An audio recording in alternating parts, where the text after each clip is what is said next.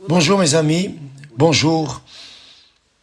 Que le Saint-Esprit vienne diriger, conduire votre pensée en accord avec sa volonté pour que vous puissiez découvrir la raison de vivre et surtout conquérir la félicité qu'il promet à travers sa présence, sa descente dans votre vie. J'aimerais parler encore au sujet de l'âme, parce qu'elle est la raison de notre état ici dans le monde, notre âme, notre corps, non, notre corps est simplement un instrument de notre âme.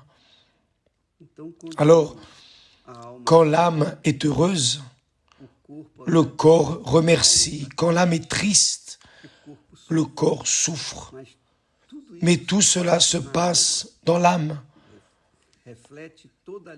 Cela reflète toute l'allégresse, toute la tristesse, toute la frustration, toute la dépression se reflète dans l'âme. Et l'âme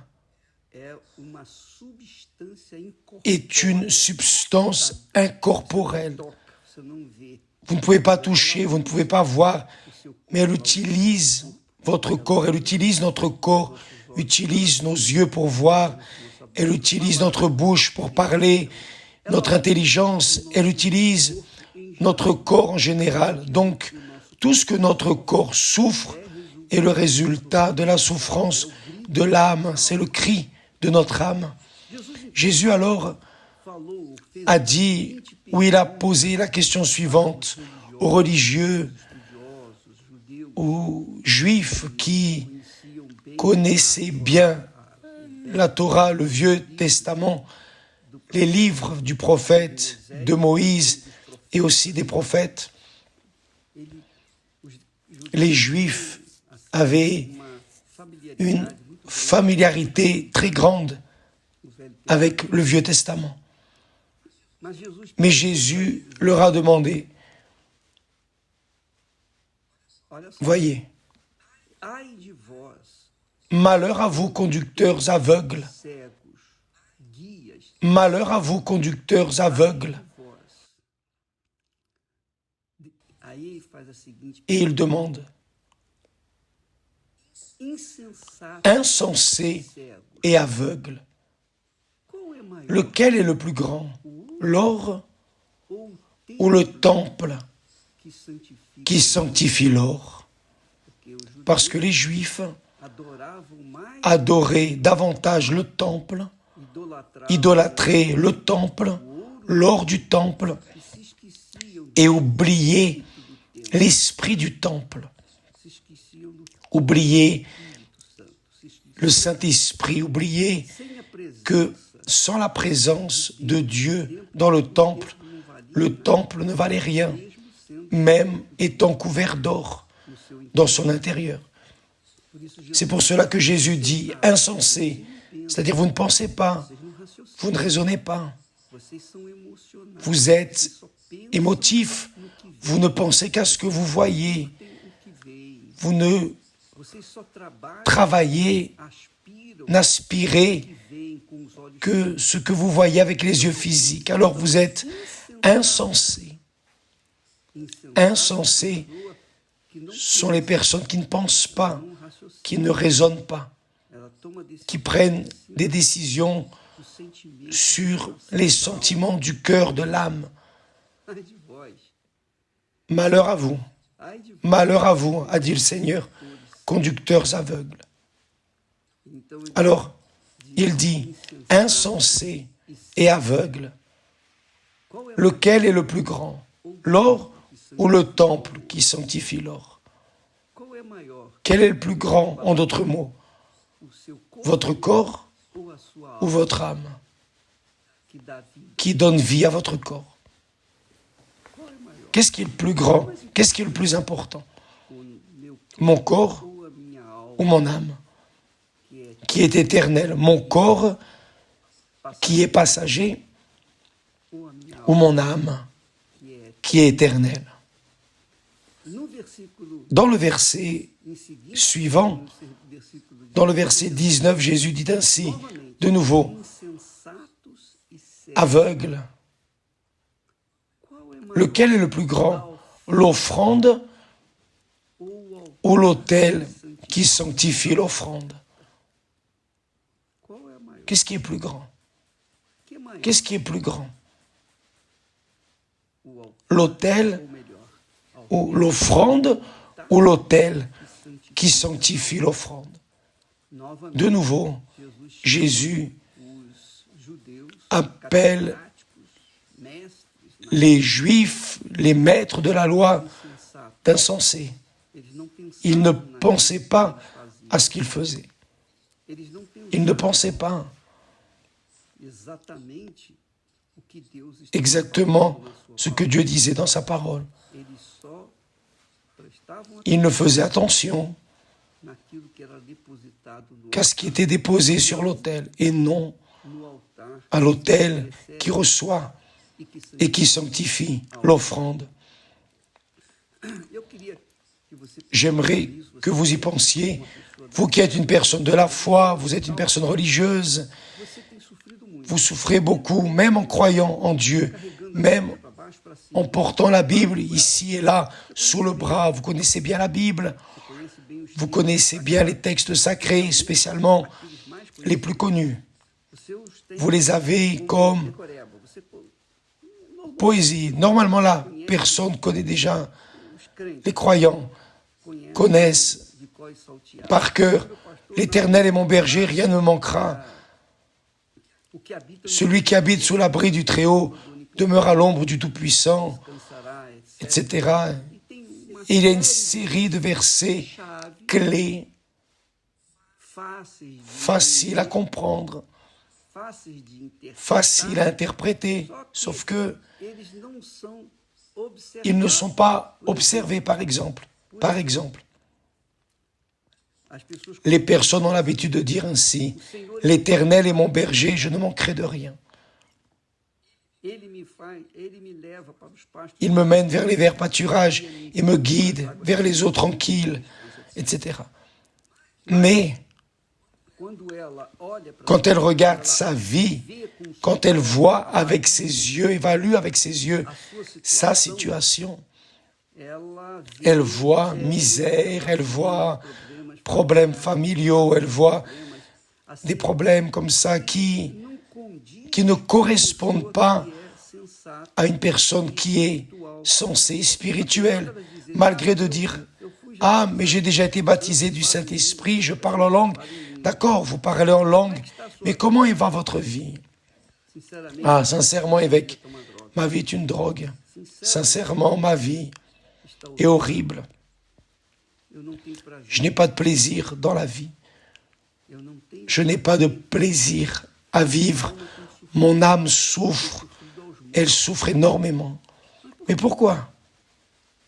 Alors pourquoi est-ce que vous confessez l'Éternel est mon berger, je ne manquerai de rien, et que tout manque? Qu'est-ce qui ne va pas? Serait-ce la parole de Dieu? Non, bien sûr que non. Alors l'erreur n'est pas dans la parole. L'erreur est dans ceux qui écoutent la parole et ne l'ont pas comme une référence dans la conduite de leur vie, de leur propre âme. Parce que lorsque nous donnons priorité à l'âme, nous donnons priorité au Seigneur à la première place. Lorsque nous mettons l'âme bien au-delà de notre corps, alors c'est parce que l'âme est celle qui a soif et faim de justice. L'âme, c'est elle qui a soif et faim de Dieu. Le roi David, comme les psalmistes disent ainsi, « Seigneur, mon âme a soif de toi. Mon âme, que donnerai-je au Seigneur pour tous ses bienfaits pour moi? J'élèverai la coupe des délivrances. Ce n'est pas prendre la coupe de vin. Ce n'est pas une coupe d'eau. Ce n'est pas prendre quelque chose de physique, mais prendre la coupe des délivrances. Et j'invoquerai le nom du Seigneur dans la présence de tous. Alors, vous vérifiez que quand la pensée n'est pas conduite par le Saint-Esprit, la pensée devient otage de l'âme qui est ambitieuse, cupide, désireuse des choses de ce monde. L'âme désire le confort, l'âme désire le plaisir, l'allégresse, l'argent, le pouvoir. L'âme désire les satisfactions de votre corps. Elle désire que votre corps soit dûment exaucé dans toutes ses nécessités. Et elle pense ainsi, si mon corps a tout, alors mon âme sera heureuse. Sauf que vous savez que normalement, ceux qui ont de l'argent, les riches, sont ceux qui se tuent. Les personnes qui ont quelque chose sont celles qui se tuent. La semaine dernière, je disais qu'une dame a acheté un bel appartement de dernière génération au centre de Miami et elle avait un palace dans cet appartement. Qu'est-ce qui est arrivé? En bas, ce sont des boutiques de luxe, shopping, etc. Et qu'est-ce qu'elle a fait? Après qu'elle a meublé l'appartement, après en avoir fait un palace, elle s'est jetée de là-haut. Et là, elle a perdu la vie. Pourquoi? La police est allée vérifier. Cette dame vivait seule. Elle était une femme seule. Elle souffrait de dépression. Elle souffrait des horreurs de la dépression, beaucoup de dépression. Elle n'a pas supporté et elle s'est suicidée. Elle avait tant d'argent, mais son argent ne valait pour rien. Parce que personne ne lui a dit que son âme était en train de souffrir de dépression. Parce que tout l'argent qu'elle avait, tout ce qu'elle possédait, n'a pas réussi à satisfaire son âme. Mes amis, qui est intelligent, qui donne priorité au salut de son âme, qui est perdu dans ce monde isolé de Dieu, abandonné. Quiconque donne priorité, cherche les personnes qui cherchent Dieu. Si elles cherchent l'or, si elles cherchent l'offrande, elles seront en train de chercher des plaisirs pour essayer de minimiser la douleur de l'âme. Mais ça ne va pas résoudre le problème de l'âme. Le problème de l'âme ne se résout qu'avec Dieu. Et seule la parole de Dieu soutient l'âme. Tandis que je parle de la parole de Dieu pour vous, j'ai la certitude que je suis en train d'apporter l'aliment qui va à la rencontre du besoin de votre âme. Et si vous êtes une personne qui pense, qui n'est pas insensée, au contraire, vous êtes sensé et vous avez vos yeux ouverts, attentifs, les yeux spirituels, alors vous allez chercher à investir dans votre âme bien au-delà de ce que vous avez investi dans votre corps. Parce que le corps reste là, mais l'âme est éternelle, elle ne meurt pas. Ne pensez pas que ceux qui veulent se suicider, enlevant leur vie, que l'âme va se reposer. Non, c'est là qu'elle va entrer dans le tourment éternel. C'est la réalité que personne ne veut dire, mais c'est vrai. La personne qui se tue, parce que la Bible dit, elle est condamnée éternellement au tourment éternel. Judas Iscariot s'est tué. Judas est un exemple qu'il avait son âme en faillite. Son corps avait des avantages parce qu'il volait. Il était voleur. Il était injuste. et il cherchait à réserver de l'argent pour son futur. Il a fini par se tuer avec tout l'argent qu'il avait. Pourquoi? Parce que son âme était déficiente, était malade, était cancéreuse. Et là, elle n'a pas supporté et il a fini par se tuer. Oh, c'est ce qui arrive. La personne qui se tue, elle se tue pour essayer de soulager la douleur de l'âme. Alors, si c'est l'âme qui souffre, nous allons investir dans l'âme. C'est une question d'intelligence, de bon sens. C'est une question d'œil spirituel attentif. Quand nous parlions hier au sujet de l'âme vivante et de l'esprit vivifiant, c'est ça. Qui donne attention à l'âme est esprit vivifiant. Parce que l'esprit vivifiant donne vie à d'autres personnes. Parce que son âme est satisfaite et heureuse. Maintenant, tant que la personne est âme vivante, elle ne sait pas ce qu'est l'allégresse, la paix. Elle ne sait pas ce qu'est le salut éternel. Elle ne sait pas ce qu'est prendre la coupe des délivrances. Elle ne sait pas ce qu'est plaire à Dieu, louer Dieu. Parfois, la personne parle en langue, mais elle parle en langue inspirée par l'enfer, par le diable. Pourquoi? Parce que ce sont des langues vraiment étranges, même pour Dieu, parce que ce sont des langues sataniques.